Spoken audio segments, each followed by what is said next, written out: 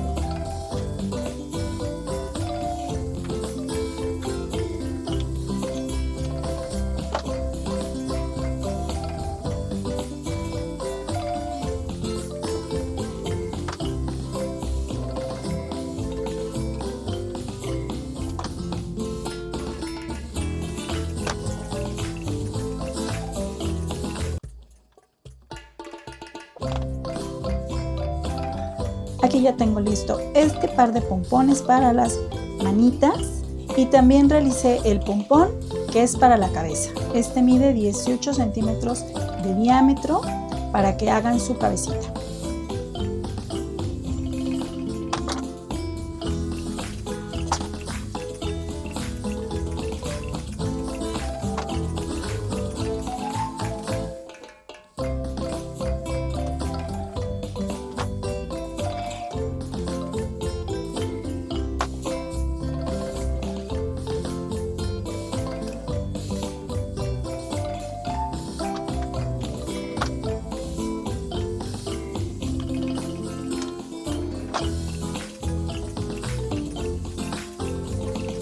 Para el pelito, no les dije, ocupé 60 tiras de 40 centímetros Y para el fleco vamos a ocupar 20 tiras de solamente 12 centímetros.